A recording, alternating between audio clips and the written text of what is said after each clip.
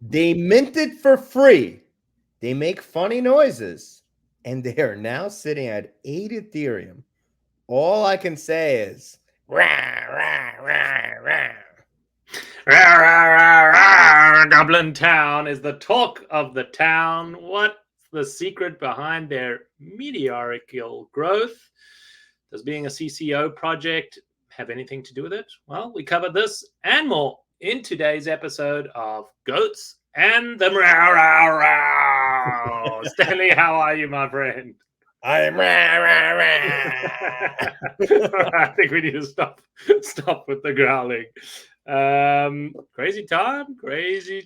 Everything you thought you knew about NFTs, just put it in the trash can, because Goblintown has entered the space and people are either extremely excited if they bought the free mint, or very negative about the project because they are FOMOing in big. We're going to cover all of that.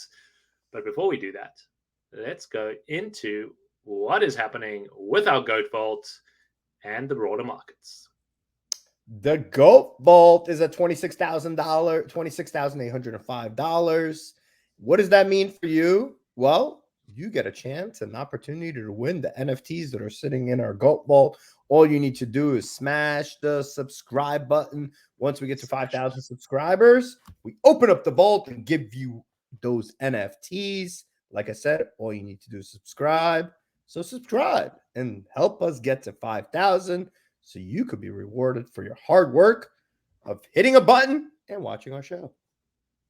As simple as that. We are getting onto that 5,000 number pretty quick. So I hope to be giving away the contents and celebrating with you very, very soon.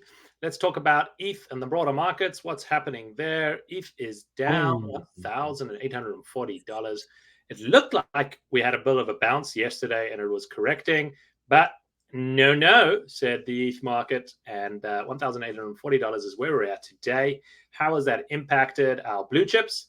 Well, the blue chips are up. There's a bit of enthusiasm happening back in the NFT market. Goblintown could be the reason. This slide was done about 40 minutes ago, and it's already out of date. 6.7 ETH for Goblintown when it should be 8 ETH. All the women up, Zuki's up, Doodle's up, Cool Cats up, CryptoPunks and Bored Ape Yacht Club all up. CryptoPunks still under 50 ETH, 2-to-1 between CryptoPunks and Bored Ape Yacht Club. That ratio is still holding pretty strong. And a mixed bag for the rest of the market, even though ETH is down. We saw a tweet from Satoshi saying that, we could see that Goblintown hits 10 ETH, and by that time, ETH will be so down that it'll be worth $84, and that's kind of the feeling, or $87. That's kind of the feeling in the town. What are you doing in this market, Stanley? Not if you bought at 0.86. Well, if you mint it for free, you're just an absolute genius. All right. If you watched our show about a week ago, when I completely blasted Goblintown and said they are ugly AF, and it's a hard pass from me, they were at 0.86. If you didn't listen to me, you're a very smart individual, and you're sitting at a 10x return in about a week later. There was a comment in the comments yesterday that said, every time you guys talk about a project, 1 or 2 days later it moons. We are changing lives on a daily basis. You're welcome, audience. We're here for you. We're becoming more poor by not buying the projects, and you're becoming more rich. Hashtag not financial advice. Do your own research. And obviously you are, because you're not following our advice, or you're not following our analysts of this, and you're making your own decisions, which seem to be much smarter decisions than we are making. Well, let's speak about much smarter decisions. Let's talk about Goblintown and the broader market and why things are going so crazy. So for those of you that don't know, Goblintown was released as a free mint, and you can watch our previous show just 2 days ago talking about the project. And it was released as a CC0 project. We've spoken a few times about the CC0, but let's recap what does that mean and why it's an interesting way for NFTs to be launched. And it's kind of flipping its head on licensing and the whole idea of IP and copyright. We're used to the traditional model of IP and copyright. What's the traditional model? Well, the traditional model of copyright is an author will release a book as an example, or draw a painting or anything like that, and the copyright of that is held with the author.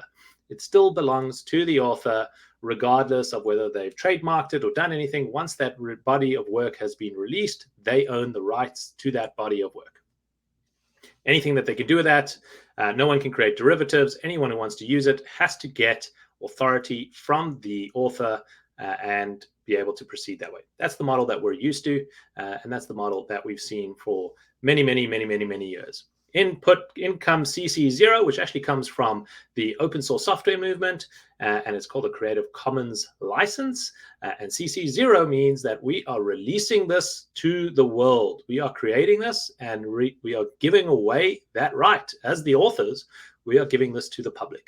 And anyone can do anything with it. We have no further claim on this copyright. We're giving it away to the public, and you can do whatever you want with it. So in the example of Goblintown, we have a group of people who are anonymous, who have created this art and community and have said, here we go, here are these goblins, and they're all for you, and you can do whatever you want with them.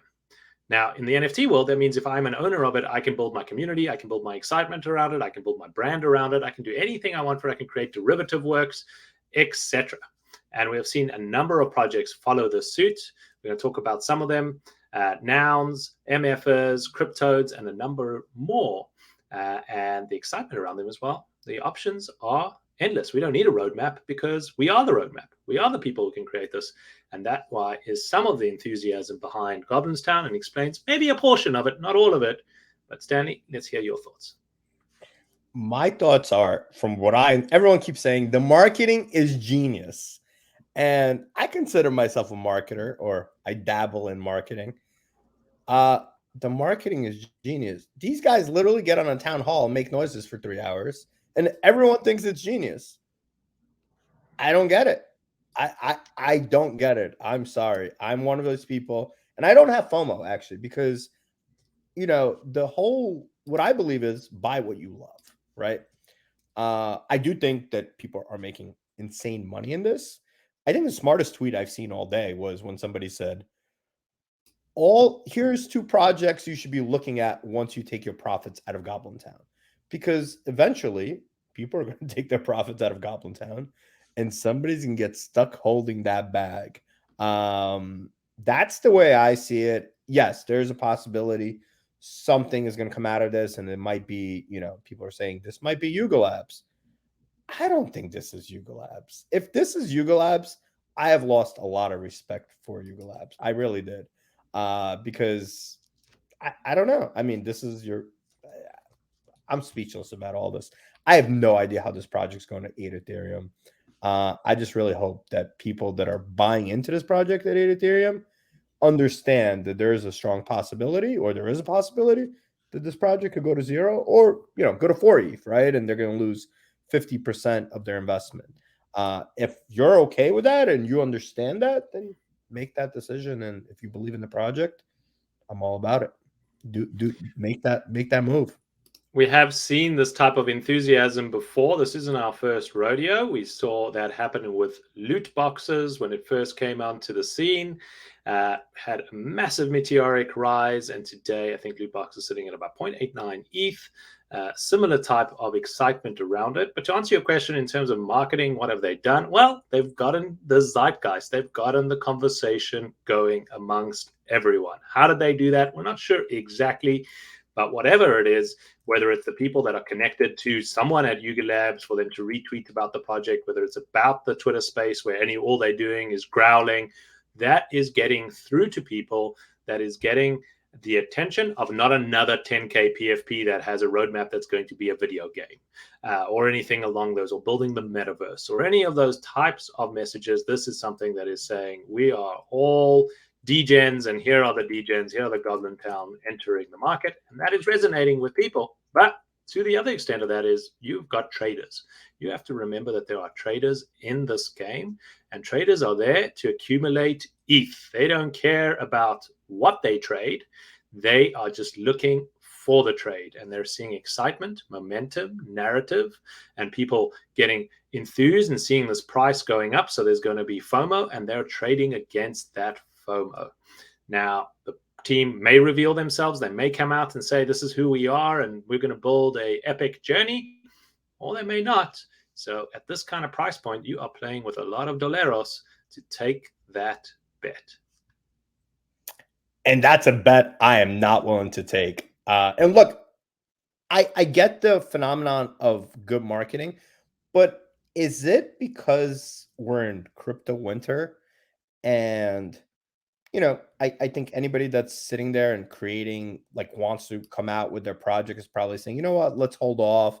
It's a crypto winter. Is it just because there's nothing going on in the market and people are just bored and they need that alpha and they need that action, and that degen in them is saying, we're going to go in on this project, but they're not actually realizing that, is there anything backed by this?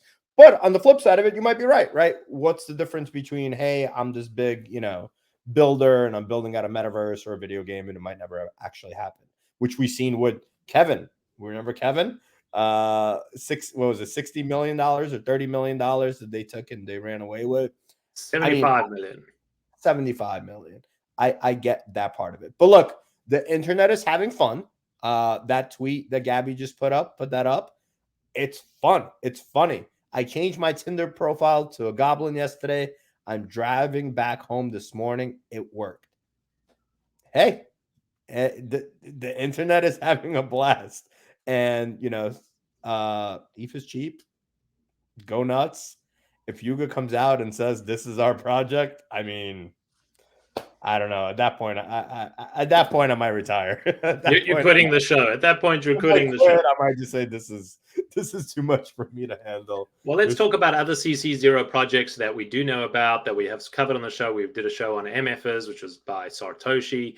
That is sitting at a 1.89 ETH floor price today. It has a very vibrant community around it. We also know about Cryptoadz. That was done by Gremplin, the artist, the same artist who was behind or worked with the Nouns project. And to recap on Nouns, Nouns is a PFP project that every day a new noun is minted, and the proceeds of that goes into a DAO that allows people to then decide on how that treasury is spent. And that treasury is sitting on something like 20,000 ETH, so $40-odd million in the treasury, in the kitty, to be used to build the Nouns community. I think there's still sub 400. All of those are CC0 projects. Nouns is the premium priced one. I think they still sell on auction every day between 70 and 100 ETH, even in the crypto winter. So managing to retain some good, strong price appreciation there, or price value there. And those are CC0 projects where there is some maybe community behind them, and there is already some reputation behind them. But we have seen them each have their heyday. Each of them drive up to 5, 6, 7, 8 ETH, 12 ETH. And 15. now, what was crypto? 15 ETH, 18 ETH? May have reached those kind of numbers. And ETH was at $3,000-$4,000 during that time, and now down to 1.89 ETH.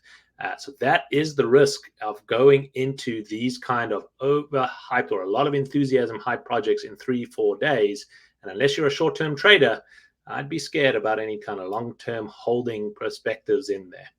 The counter argument, well, if you saw Bored Ape Yacht Club and you bought in and you saw its movement and you held all the way, people are always hoping that this is the next Bored Ape Yacht Club, that they have the bag that is going to be the next Yuga Labs. Well, my friend, we're going to be watching from the sideline, taking notes, and listen, hopefully it works out for everybody. I doubt it, but let's see what happens. I hope you guys enjoyed the show. I know I did. I could talk about Goblin all day. Rah, rah, rah, rah, rah, and make those noises all day. So if they want to recruit me to be a part of their community as a noisemaker, I am available for hire. Hope you guys enjoyed the show. And we'll see you guys mañana. Bye.